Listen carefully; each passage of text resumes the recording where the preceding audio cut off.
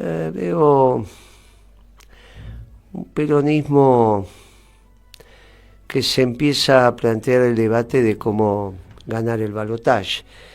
Hoy el peronismo, en los debates, sabemos que podemos ganar en primera vuelta si ellos van divididos. Tenemos arriba del 40, podemos sacar el 45 haciendo un esfuerzo, pero en el balotaje que inexorablemente se van a juntar, hoy no llegamos. Y entonces el debate que empieza a surgir es quién tiene que ser. El que más mide dentro del peronismo o el que incorpora los 6, 5, 7 puntos que te faltan para ganar la elección en el balotaje. Y yo creo que esta es un debate que tenemos que ir dando, porque sería interesante pensar que podemos llegar al gobierno a tener un gobierno doctrinario con un scrum lo suficientemente amplio que sea el que garantice que las políticas van a estar en la dirección de lo que necesita el peronismo, el pueblo, la sociedad y el mundo, alineados con el mundo. Bueno, me parece que por ahí tenemos que transitar. Me parece que ese es el esquema posible. Pero es un debate. Y el peronismo, cuando empieza a debatir que podés ganar, después se empieza a construir. Sobre todo porque en los niveles dirigenciales y sus primeros anillos, que son los que uno se empieza a encontrar, ya no permea la posibilidad del discurso de Milei. No es che, pero Milei está diciendo esto, o Macri está diciendo esto, ¿vos qué pensás? Ya ni se lo menciona. Esto es señal de que el discurso en esos niveles ya pasó. Ya se nota que no tiene consistencia, ya no lo dan como una posibilidad de convencer a los votantes. Eso no significa que no esté ganando el balotaje, si se junta con Macri. Ahora, para Macri también este es un problema, porque si él no plantea una alternativa, y esto es solamente peronismo libertarios, y pierde, no queda nada. Y Macri, no estoy tan seguro de que no vaya a plantear, si bien el debate nosotros lo tenemos que hacer con los libertarios, es peronismo libertario, yo no sé si a Macri no le puede seducir el volver a reconstruir Cambiemos, porque los radicales que van a presentar un candidato propio no se pueden sumar con Milei, al peronismo no lo van a votar, una candidatura de Macri les permite una opción, y mantener concejales, y mantener intendentes, y a nosotros nos vendría de maravillas, porque la división de Macri con Milei puede permitir que ganemos en primera vuelta con más de 40, o con más de 45. Pero si no conseguimos esos scores y tenemos que ir a un balotaje, todos esos sectores no sé si van a votar al peronismo. Por lo tanto, coincidimos en que un balotaje hoy no se gana, podemos ganar en primera vuelta si esto va dividido. Mire, que hayamos estado discutiendo esto obvia el debate intelectual de Milei y su discurso. Y prácticamente nadie preguntó sobre las tonterías que dijo Milei en Davos. Tonterías que solo se reflexionan entre economistas ya apasionados por su disciplina, como puedo ser yo, pero porque ya diste la vuelta. Porque vos te imaginás que un economista de 35 años todavía tiene que ganarse el mango y tiene que enfocar la economía en función de la resolución de los temas de su cliente. Te tiene que haber pasado la vida para que discutas lo que discutió Milei. Que es la tercera vez que lo voy a contar, pero vale la pena en el día de hoy, porque lo conté en Radio del Plata, ahora con Moranzoni. Pero yo llamé a 4 compañeros, pues no pude escucharlo, Milei. HBO, temas que pasan. Pero entonces llamé tenía un reportaje comprometido con la radio, entonces lo llamé a 4 compañeros, che, ¿escuchaste a Milei? Sí, ¿qué dijo? Dije, bueno, este me versió, no lo escuchó nada, llamo a otro. Che, ¿escuchaste a Milei? Sí. ¿Y qué dijo? No, tampoco, no entendía nada. Ya cuando llegué al cuarto dije, acá hay cosas que no van. Y entonces, después lo leí.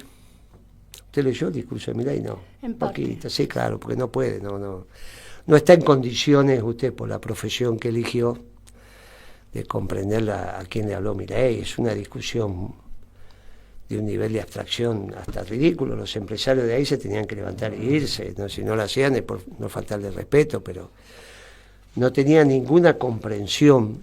De hecho, hoy busqué, porque todavía tenía los diarios, como no le dije al diario que me iba, siguió entregando los diarios, así que los tengo todos apilados.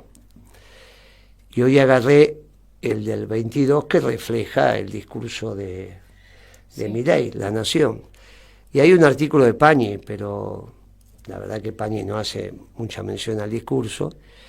Y la crónica del enviado especial de La Nación no hace, dice algunas cosas del discurso, que si la moral, que si esto, que si aquello, pero el debate profundo del discurso, porque es incomprensible lo que hizo, apeló a las falacias de autoridad para decir lo que digo, bla, bla, porque lo dijo esto, porque lo dijo aquel. Imagínate mencionar a Huerta del Soto y mencionar a Venegas Lynch, un absurdo, Sí, un absurdo.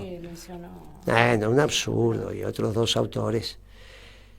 El corazón del discurso de Milei es que vuelve a juntar producción y distribución en un mismo modo de producción.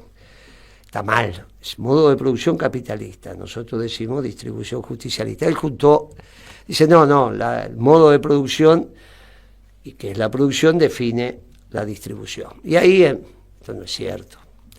Eso estaba bien para los marxistas, está bien para los liberales, fin del siglo XIX. Pues.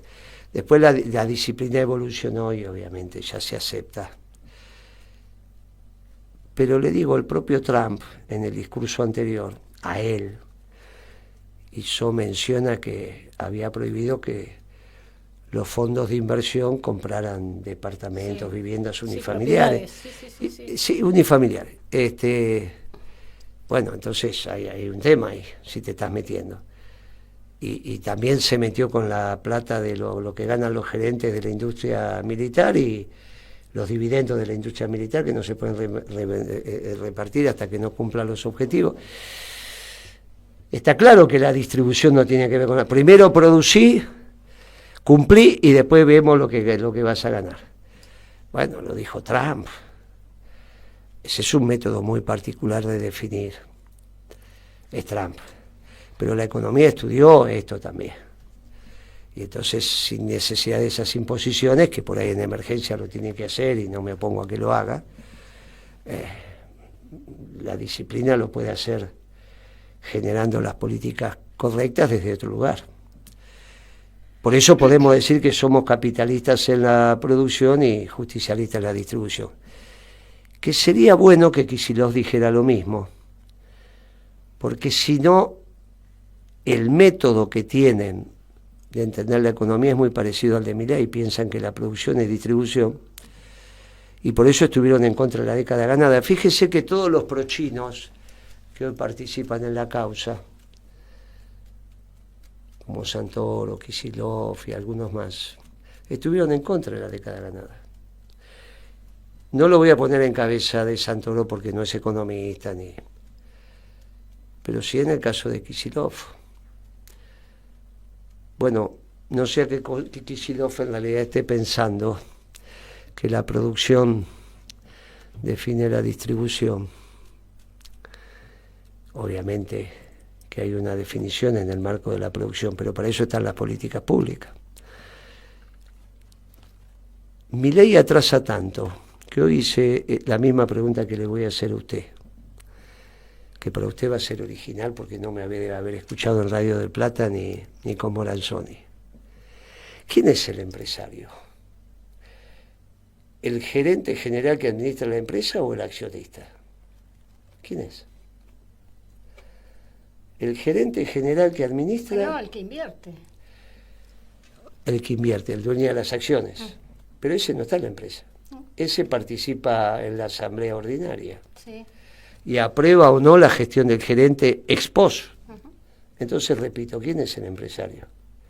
¿El que administra el negocio o el dueño de las acciones? Bueno, si es el dueño de las acciones... No me deja opción, dije, el dueño bueno, de las acciones, bueno, entonces me quedo... No, porque quizá que no esté tan claro para hablar del empresario. Esa es la tercera. Cuando él dice que por eso el peronismo, que dice que hay una sola clase de hombres los que trabajan, no divide entre obreros y empresarios. Dice, armonía entre el capital y el trabajo. En la distribución hay una sola clase de hombres los que trabajan. No negamos el trabajo del empresario. El dueño del capital se tiene que llevar la retribución. Pero hoy no coincide con la figura del empresario, que es el que habló Milei como héroe, porque genera conocimiento. Lo primero que tendría que definir Milei es si el que genera conocimiento es el dueño del capital o es un trabajador. Porque si el que genera conocimiento es un trabajador, que es el CEO, también lo hace quien está en el torno. ¿Y sí? ¿Por qué tenemos que antagonizar la Bueno, entonces la figura del empresario como organizador de la producción y como generador de conocimiento y como héroe, si no define quién es el empresario, tiene un lío en su construcción lógica. ¿Qué es lo que le pasó? Al definir que la producción tipifica la distribución y definir que los héroes son los empresarios, tiene que definir primero a quién llama empresario, porque ese empresario, dueño del capital, es del fin del siglo XIX, principio del XX, o en una pyme de 10 empleados, 20, 15, pero en una empresa de 1.500 trabajadores y que cotiza en bolsa, imagínense que ¿quién es el empresario? No, pero yo profesionalizo la gestión y pongo un CEO. Muy bien, entonces es el empresario. Pero si ese es el empresario, es un trabajador. Es un empresario, es un trabajador que trabaja de empresario. Bueno, muy bien, administra la empresa, pero no es el dueño del capital, que es como lo plantea Milei. Alguien le comentó a Milei, alguien le dijo a Milei, estás equivocado. ¿Sabe qué es lo que pasa? Que Kicillof piensa la economía igual que Milei, quizás viéndola desde el otro lado, en su visión socialdemócrata. Y de ahí se hacen prochinos. Que obviamente el derecho de propiedad en China, en manos de... Así hay propiedad privada en manos del Partido Comunista. Bueno, esto es como que hace sociedades... Claro, es muy raro que usted me diga, son sociedades anónimas, cotizan en bolsa, pero la propiedad es del partido. Bueno, eso es una cosa absurda todo eso. Es muy raro. Ahora, lo de Trump cada vez queda más claro. Cuando yo lo empecé a decir acá, Moreno dice, lo empecé a decir acá en Radio Caput, el dueño de la radio me miraba raro, me saludaba porque me quiere y yo lo quiero. Ahí está, mirá. Pero me miraba raro y me decía, pero ¿estás seguro vos que Trump es peronista? Porque este es medio peronista, de familia no, pero es medio. ¿Vos estás seguro, Guillermo? Hace años de esto, ¿no? ¿Cuántos años hace que estamos acá? 8, mire usted. Mire, entonces ya estábamos en el gobierno de Trump, hace 8 años atrás. Va 1 de Trump, 4 de Biden, claro, así que acá lo decían, hay que decirlo, eso Capucí, que fuimos bravos nosotros. Y en aguantarnos a nosotros acá más, porque debían venir todos los demás y los recontraputeaban, pobrecitos. Sí, sacar el loco ese. Pero hoy no hay dudas que lo que hace Trump pero está clarísimo que todo lo que hicimos en la década ganada, pone aranceles, pone derecho de exportación, prioriza la producción local, el mercado interno, la reindustrialización, la ciencia y la tecnología dentro de Estados Unidos, todo hace, y hace más cosas que las que hicimos nosotros con algunos gerentes y algunos accionistas. Bueno, los que están en contra de Trump y son pro-chinos, están en contra de la década ganada. Porque la década ganada básicamente es lo que hicimos en economía. Está bien que hicimos cosas en cultura, hicimos cosas en educación, está perfecto, no voy a decir que no. Pero el núcleo duro de la década ganada que había trabajo, terminó con la indigencia, que la gente se iba de vacaciones, que es la cuota de la casa, que esto, que del auto, que... Es la economía. Que bajamos la desocupación. Es la economía. Y en la economía es un cálculo que hace Trump de lo que hicimos nosotros. Los que están en contra de Trump ahora son los que estaban en contra de la década ganada. Me contaron un discurso que dio Redrado recién, alguito, leí ahí mientras esperaba usted. Podría haber leído todo el discurso porque con lo que tardó usted en llegar. Pero bueno, no importa. Pero no importa. Leí ahí Dios. Cruzado porque justo llegó. Claro, le hicieron una pregunta sobre la década ganada y dijo, no, porque no hay que apelar al pasado para el futuro. ¿Cómo? Si lo que está haciendo Trump es lo que hicimos nosotros. No, Redrado, estás equivocado. Estuviste en el cumpleaños de Barrio Nuevo, me parece muy bien, pero estás equivocado. Estás equivocado, no es ese el esquema. Y otra vez Redrado no habló de la industria porque tiene sus vinculaciones y ve el mundo. Dijo que no pueden ser 4 sectores, que tiene que haber, pero no hizo un modelo industrial. Porque tampoco cree en eso, creen en la economía de extracción más servicios. Y la economía del conocimiento, todavía la estamos esperando. Pero Redrado fue parte, pero no conducía el proceso. Lo conducían la praxis y la teoría peronista. Mire, el problema que tenemos con Kicillof es que los marcos teóricos empezaron a ser otros. Y se entiende ahora por qué Kicillof es pro-chino. También, desde las mismas conceptualizaciones de que la producción define la distribución y no hay manera de accionar. Miren, este es un problema. Tenemos que revisar estos temas. El peronismo está en esto. Es muy importante. Kicillof debe estar, y tiene que estar Grabois, tiene que estar todo. Ahora, ¿son las figuras para ganar el balotaje? ¿Convocan al peronismo de trabajo? No, porque no lo siente. No hablan de que Grabois con su economista, tiene que estar, sí, los valores, pero industrializar, ¿cómo vamos a industrializar? El mundo va hacia... Tienen ideas que no son ciertas y lo demuestra Trump. Esas ideas de la socialdemocracia quedaron con olor a naftalina. ¿Se van a readecuar los planes de estudio en la universidad? Sí, dentro de 5 años. Olvídese, dentro de 5 años van a empezar a decir algunas cositas. Es un problema muy serio lo que tenemos, porque... ¿Y quién expresa el discurso con olor a naftalina? Y es extraordinario. Es el primer ministro de Canadá. ¿Quién es el primer ministro de Canadá? Genial, me encantó. Es un hombre... De la banca Rothschild. No, fue del Banco de Inglaterra. Sí, es el que regula, es el Banco Central. Sí, fue del Banco Central de Canadá y de Inglaterra. Pero lo importante es que fue de Inglaterra. Porque ahí es donde se expresa el establishment y se expresa la clase dirigente inglesa. Entonces, usted se tiene que acordar, un día renuncia a Trudeau, llaman a elecciones, estaban ganando los opositores y de repente apareció este muñeco y ganó la elección. El discurso de este muñeco de Canadá es el discurso de la clase dirigente inglesa. ¿Quién lo reivindica?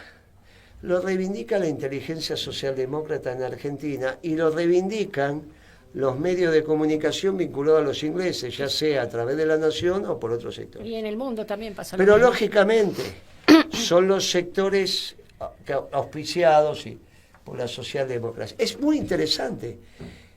¿Qué es este discurso? Es el atisbo de resistencia de la clase dirigente inglesa.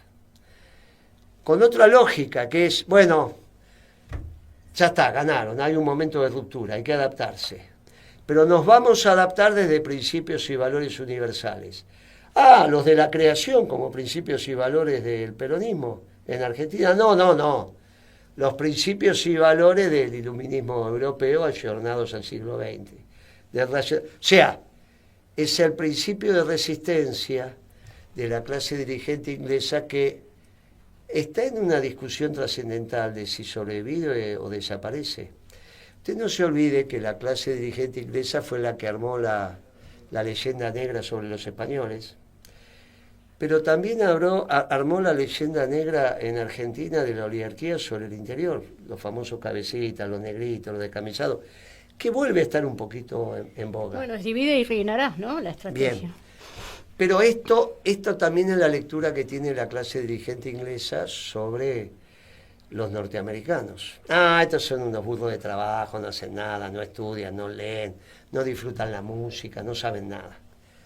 Bueno, esa clase dirigente inglesa, que es la que tiene usurpadas las Malvinas, está siendo reivindicada en términos de discurso por el primer ministro y por algunos de los nuestros. Muchachos, no puede ser que no se den cuenta que ustedes no pueden reivindicar el pensamiento de un tipo que expresa a la clase dirigente inglesa, que a su vez se objetiva en el rey Carlos III. No puede ser, aunque sea lo tienen que pensar desde que están invadiendo tu casa. Y después pensar un poquito más, a ver por qué ese discurso es reivindicado por la inteligencia en general de la escuela austríaca. Son la socialdemocracia y el neoliberalismo, el capitalismo de los banqueros, que es el que expresa este muchacho, habiendo sido gobernador del Banco de Inglaterra. Ahora, yo les pido a los nuestros con mucha humildad, piensen un poquito más, muchachos. Entiendo que era difícil darse cuenta que Trump era el nuevo orden internacional, que hacía peronismo en economía. Bueno, está bien, está perfecto, era difícil. Nosotros fuimos unos audaces, lo dijimos, listo, está. Pero muchachos, ya está claro esto, ya está gobernando, ya tomó las decisiones, ya hizo todo lo que tenía que hacer. Y el otro le contesta a Trump. Y ustedes reivindican al que le contesta a Trump porque son pro-chino y pro-ingleses. Pero los ingleses son los que tienen usurpado nuestro territorio y los chinos son los que te impiden que seas un país industrial. Le vendemos materia prima y compramos industria, lo dice Santoro, Kicillof, Macri y algunos más. Muchachos, Álvarez Ají, muchachos. Bueno, para ir terminando, es en febrero, la segunda quincena, vamos a hacer un evento. Muy bien. Vamos a hacer un evento, vamos a empezar a juntar. Va a haber dirigentes del Perón, va a estar Milani, va a estar Pichetto, va a estar el Gringo Castro, naturalmente el que le habla, va a estar Horacio Valdés, va a estar Fabre, por ahí está Ricardo Sirieli también si le dan los tiempos, pero seguramente le darán, quizás algunos intendentes más, aparte del de Merlo. Y el peronismo empieza a organizar algo que basta de decir que el único candidato es el prochino de Kicillof. Si deja de ser prochino, ahora dicen que Carly Bianco fue hoy a lo de Barrio Nuevo, está perfecto. Se van articulando y va arreglado. Muchachos, no hay ningún inconveniente. Aparece otro esquema. Y va a aparecer otro esquema y vamos a ver cómo lo empezamos a ordenar. Que es un esquema de América para los que nacimos en América. Desde el nacionalismo que se construye de la entidad popular. Y discutiremos en la cancha y veremos cómo es. De Kicillof nadie me preguntó nada. Salí de la provincia de Buenos Aires y nadie te pregunta nada. Ni en San Luis, ni en Mendoza, ni en San Juan me preguntaron sobre él. Pero bueno, tiene sus votos, tiene sus seguidores. Yo espero que cambie de manera de pensar. Va a ser muy difícil si no, porque está clarísimo, así como fracasó Alberto por la manera de pensar, que va a fracasar cualquiera que sea pro-chino, sea de un lado o sea del otro, sea Macri o sea Kicillof. Los pro-chinos fracasan porque son contrarios al mundo. El problema es que encima se nos van a agrandar los chilenos, pero eso ya lo hablamos varias veces. Así estamos, Guitia. El peronismo se empieza a ordenar. Vamos a ver. Todavía están los resabios del ojo. Vamos a ver, no sea cuestión que estas ideas que decimos a través de la radio penetren y les lleguen sin ninguna duda y los haga repensar su alineamiento. Sobre todo eso de cuestionar a Trump, que lo cuestiona un socialdemócrata pro-chino, que hace alianza con China y que siempre estuvieron en contra de la década ganada. A ver si Kicillof empezamos a entender por qué estuviste en contra de la década ganada y te alineás correctamente ahora y dejá de ser pro-chino. Y si dejá de ser pro-chino, en el peronismo con los brazos abiertos desde ya. Si bancás a Guillermo Moreno, suscríbete, dale like y deja tu opinión en la caja de comentarios.